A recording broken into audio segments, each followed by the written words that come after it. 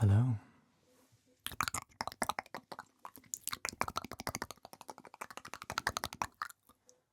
There will be mouth sounds in this video, but there will also be some soft speaking, and what I'll be talking about is my top 10 list on Steam. Steam is a video game distribution platform, and I own a few hundred games on there. In total, I think in total I have about 1,500 games across different platforms. And on top of that, I've owned more games throughout my life. It's a long story, but I play a lot of games. And I've seen someone else who did a video going through their top 10 Steam list, and I figured I'd do that. This is sorted by playtime, so this is not necessarily my favorite games or games that I consider better than other games that I have played outside of the Steam platform, but at the very least I like them or have liked them in the past. So yeah, between all that talking, I'm going to be doing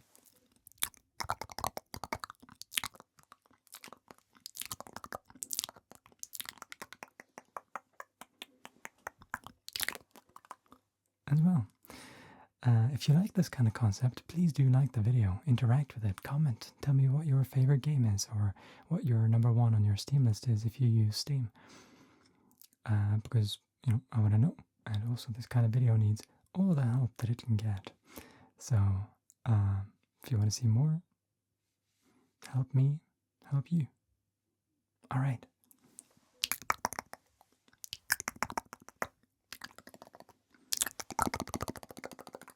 Now, my number one game on Steam. I'm starting with number one, because that's the most exciting, and you'll be asleep by number 10. Number one is Age of Empires 2. Now, it's the definitive edition, but the second highest is the HD edition of Age of Empires 2, so I'm just putting those together.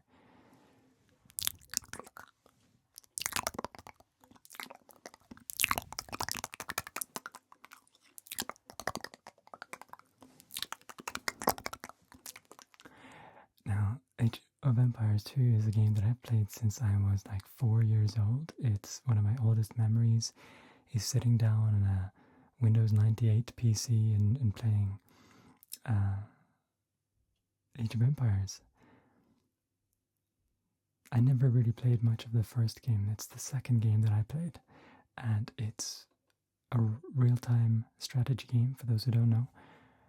It's incredibly good and has a bunch of different civilizations, a ton of depth, and a lot of different maps. It's an incredibly fun game to master. Not that I've mastered it, but I'm probably like top 10% in the world, which is not that good, but it's not that bad. Usually that would mean that in a LAN party I'm dominating, but on the world stage I'm nothing special. Still, it's very fun, and I haven't played in a while, but I do like the game, and it's a pretty good and defensible game to have on the number one spot. So, Age of Empires 2.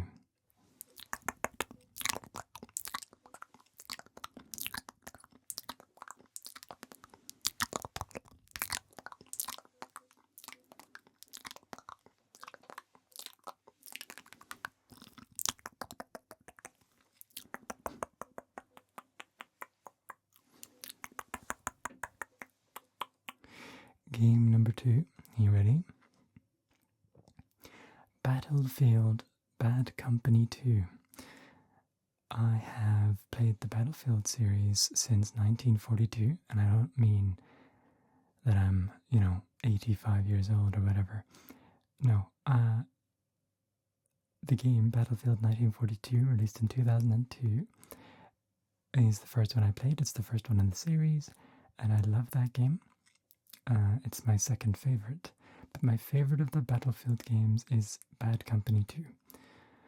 Bad Company 2 has both the best campaign, in my opinion, and the best multiplayer, in my opinion. It is very balanced, it's extremely fun. The maps, to me, are by far the most interesting. They don't seem at all like they're mirrored, right? Like a lot of games do mirrored maps where they are different but effectively the same on both sides. They're very different. One team will start on like the lower end of a map and the other team will start on the upper end of the map. So you have a very different starting point. At the same time though, it seems very balanced and it doesn't seem like you're ever at a massive disadvantage. I love sneaking around. I love finding nooks and crannies to hiding under collapsed rubble, because that game was one of the first to do destruction really well. It's an extremely fun first-person shooter, and I highly recommend it if you haven't played it before. It's probably not that expensive these days, and I think it was the last game they sold on Steam. They might have brought their games back onto Steam now, but EA for a while didn't release any Battlefield games on Steam because they were trying to compete with Origin, and that has failed miserably. Anyway, Battlefield Bad Company 2.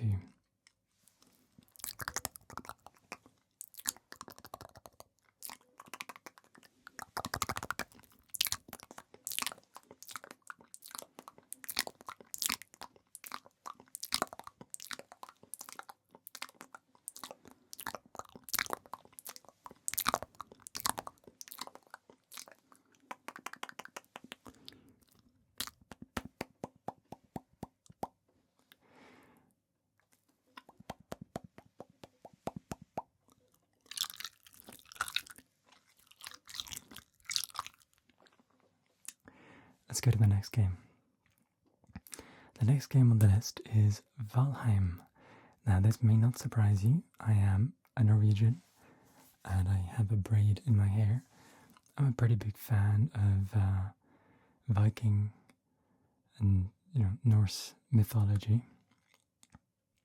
Not that I know much about it, but I dig the vibe, and I don't know, Valheim to me, even though it's not directly based on Norse mythology, it's kind of inspired by, it's one of the best games to do it, I think. Like, it just nails the feel of Nordic environments, and the weather effects in that game are very immersive. When it rains and there's lightning and thunder, when the trees are blowing, like, it feels like you're in the world. You're very immersed. You're scared because right around the corner there could be a monster or a troll. I played the game almost entirely blind. I had avoided watching any videos or whatever past the first couple that I saw because I wanted to just experience it the way it was designed and the way you're supposed to experience games, and that is not looking up everything. So I played probably about 180 hours or so in that game. I should have been listing the amount of hours that I've played these games, but I guess it's not that important. Anyway, Valheim is an incredible game, really good in co-op, especially with 2 or 3 other people, or even just one other person. It's very fun. If you're hardcore, like I am, I'd recommend avoiding the portals. Teleporting, I feel, takes away from the game. You're skipping half the content, and I feel like sailing around in the oceans is maybe the most fun in the game. I like boats. So, Valheim, my number 3, top 3 game on Steam.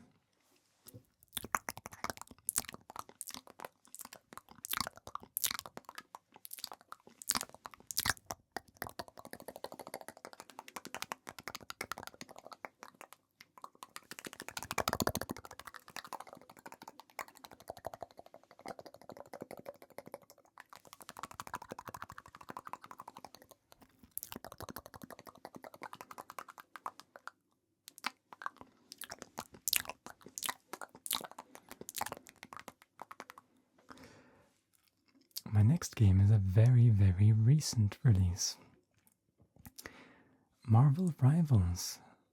Now this is an interesting one because it's what I would consider to be a junk food game, right? Same as Overwatch and same as League of Legends, Fortnite, Roblox. All these games are what I look at as junk food games. They're not art in the traditional sense. I consider them to be filler, right? They're there to fill up my time when I'm not playing something that requires my full attention. Like I can just boot up Marvel Rivals and play a few games, tick off a few boxes, rise in the ranks a bit, and then log off. Right now I think I'm Platinum 1, just shy of a Diamond rank. So, probably middle of the road. I think they say that you're like top 95%, or rather top 5%, better than 95% of players. But to me, that's BS. Their ranked system seems to push everyone towards the middle, and so if you just don't play ranked, well, you're at the bottom, because everyone starts at the bottom. But then you gain a lot more points than you lose for a lot of it. So I don't know. I don't really think it's a reliable number. Plus, I mostly heal anyway, so healing is easy. Anyone can do that. You're welcome, by the way, if you play the game. Yeah, Marvel Rivals. It's fun. I'm probably going to stop playing it in not too long. It's one of those games that I know is bad for me, and I don't want to spend my time on that. I feel like I could be more productive. But yeah, I've already got like 200 something hours in the game in a month. Can you tell that I don't have a job right now? Can you tell?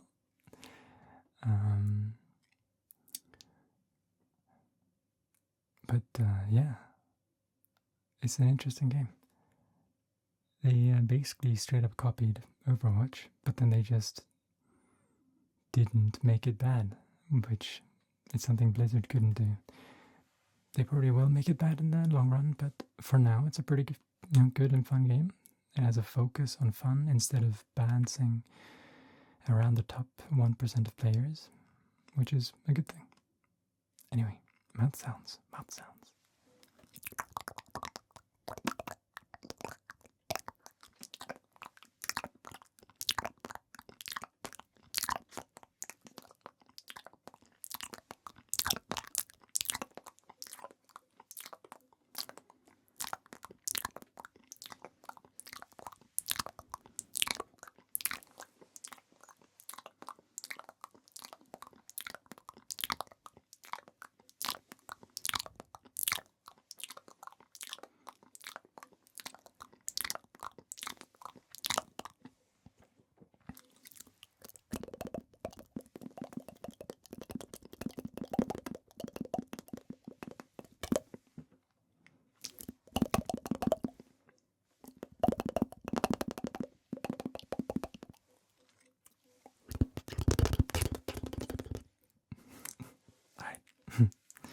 Next game. I bet most of you haven't even heard of this one. It's called Minion Masters, and this is a game I haven't played in years, but I played the beta version, and then I played the game a little bit on and off throughout a couple of years, and it's a fun game. It's another junk food game. I don't know how to explain it. You kind of just drop. It's almost like a board game. You drop monsters down on a board, and then they will just go over to the enemy side and try to attack their summoner, and then they will do the same to you. And so it's about countering what they're sending your way, and you're kind of building up your deck. One of the main reasons I stopped playing is it's the kind of thing where you don't have access to all the summoning cards. You have to unlock them, or you can buy them, and I don't know, I just don't like that kind of design. The game is fun, but it's set up to earn money more so than be satisfying to play. But it is a good game, or at least it was when I played it. It's a fun little thing to pass the time. there's not much else to say about it. More mouth sounds.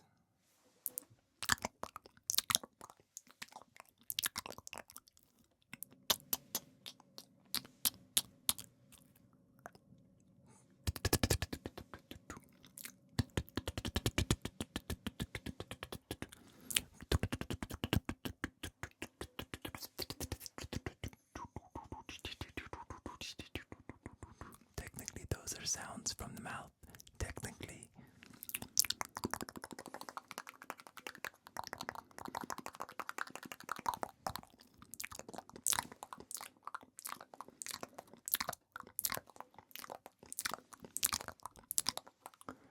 Okay. So, next game on the list. This is a classic. Mountain Blade Warband. Mountain Blade is, it's just a great game, especially with mods. It's not so good base game, but it's got so many mods that expand the gameplay, and it's one of those things you just can't put down. Once you start playing it, it's on for 10 hours, and time just disappears. It's not extremely fun, and it's very limited in some ways, but it's so satisfying to just build up an army and go to war and be a foot soldier among your recruits and to swing your sword. My favorites are two-handed weapons, two-handed swords that can only slash. Those ones are incredible, and I'm just mowing down everybody. No one stands a chance. It's extremely fun. It's extremely satisfying. I'm usually on horseback, but once I'm off the horse, I'm just mowing them down. And it's very fun. And turning the tides, being good enough to just flip a battle that you should lose.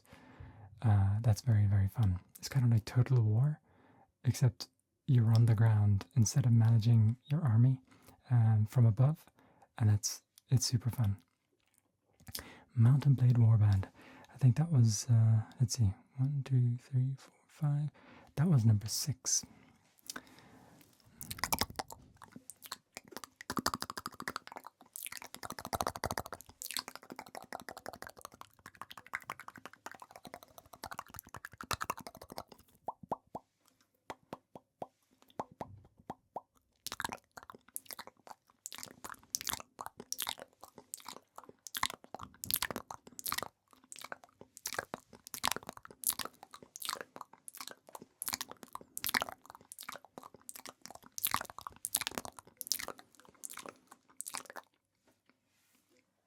You'll have to excuse sounds from upstairs. I'm not recording during nighttime right now, so, people noises exist. The next game, number 7, is Baldur's Gate 3.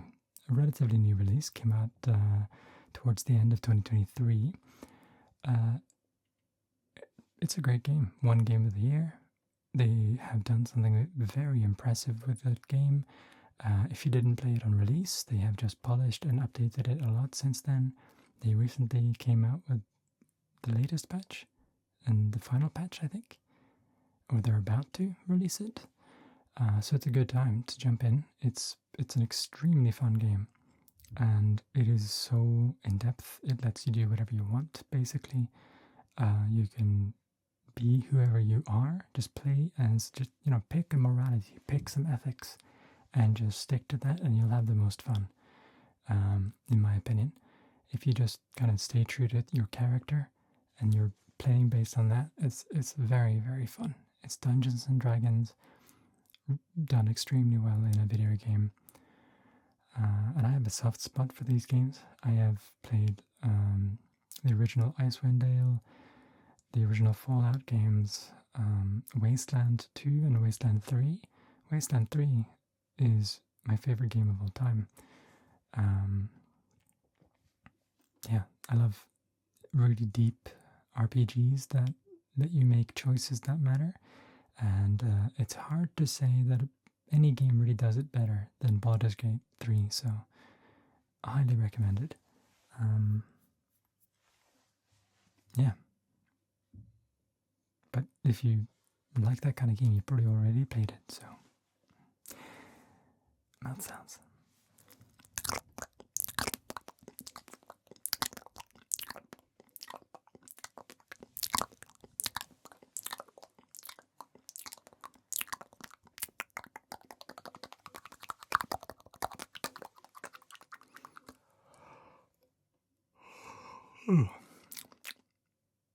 Sleepy, sleepy.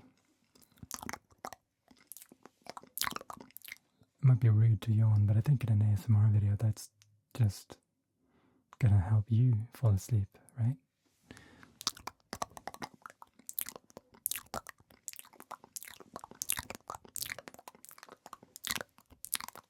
I would expect so.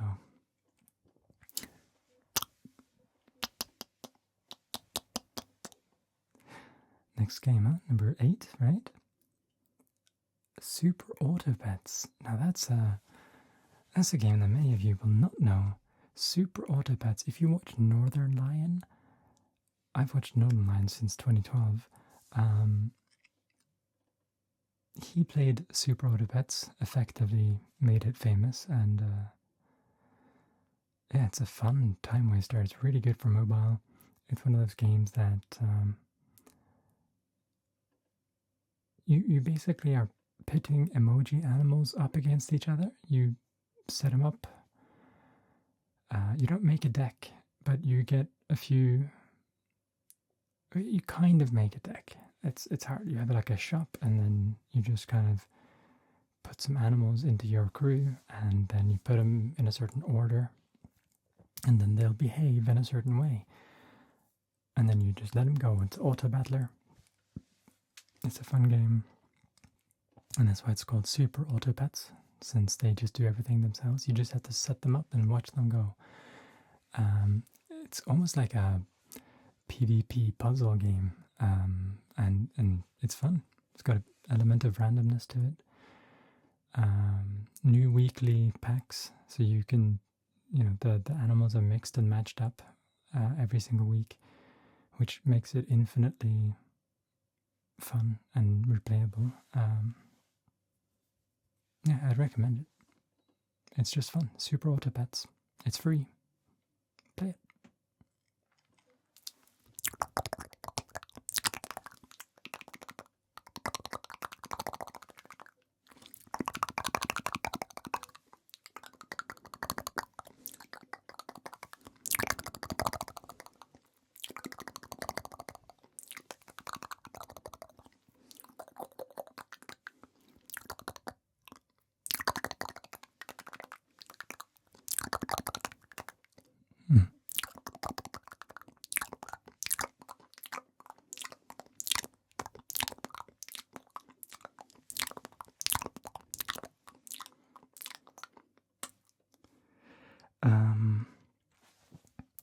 That was number 9. So the last game then. Oh, but there's so many more games. Okay. What I'll do is I'll go for number 10, do some mouth sounds, and I'll quickly go through a few more before ending it. Number 10 is Terraria. Very, very popular game. You definitely know what Terraria is if you don't live under a rock. Terraria is an interesting one. Many of the hours played aren't mine. I mostly played this game on release back in 2010. Was it? 2011? 2011 probably, right? Because I played Minecraft back in 2010. I was one of the first 100,000 people actually to buy Minecraft back when they had the sales numbers on their website. And yeah, so I was playing in alpha before the Nether was introduced and before all that. And I liked Minecraft a lot, and so they made Terraria, not the same people, but the Terraria came out, and I was like, hey, this looks interesting. So I played that back in the day, and I remember playing about 50 hours of it, and then I just kind of thought, I've had enough, it's fine. Like, it's not quite the same. or at least it wasn't as Minecraft. It relies too much on its content, and I think that's a mistake that Minecraft also made in its development. I liked Minecraft before they had content, so that you could just add mods and not have all the bloat. As soon as they add content, I feel like it just bogs the game down, and that's the way I feel about Terraria. So it's a good game, and I know why they add content. It's because consoles don't have the ability to mod, but I don't know. As a person who likes to just have an empty world that I can make whatever I want, it's not quite my thing. But it's a good game. It's got good music. It's fun. Mostly fun with multiple people though. Not so much solo. Ooh, my stomach. That was loud. I apologize. Hopefully you didn't hear too much.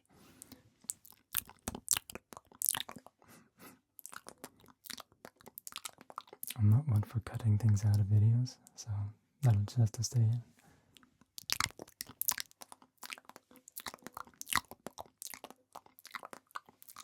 I figure if you're this far, you're good.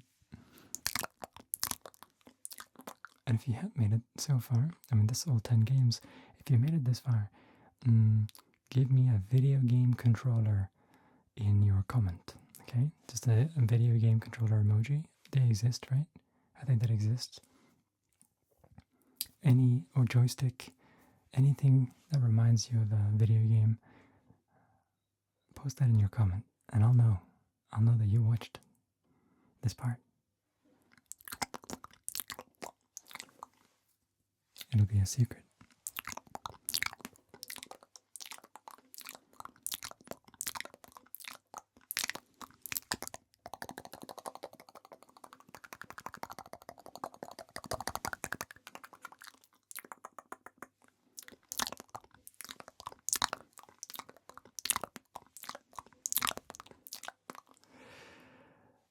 I'm going to quickly run through some games. Number 11 would have been Skyrim. Don't like the base game, but again, modding it makes it pretty fun. You can add so much stuff to the game. Baldur, card game, really fun. Was nominated for Game of the Year. It's great. Baldur is fantastic. You should play it. Absolutely play it. Wasteland 3, my favorite game of all time. Coming in at number, what is that? 13? 13 on Steam. Really good. Number 14, we have Scrap Mechanic. I played it before the survival stuff. I just like to experiment and invent things. It's really fun. Off-World Trading Company. That's my number 15. Off-World Trading Company is a fun game about constructing a business on a planet in space and competing with other businesses. Is a bit of a nerdy game, kind of like a real-time strategy, but no combat. If you don't count hostile takeovers as combat. But yeah, it's a pretty fun game. Unfortunately, no active player base, but it's good. Okay. I think I'm going to end it there. Top 10/top 15. And thank you for watching. If you want more like this, give it a like and comment and do the things, because then YouTube will push it and I can make more. Thank you for watching.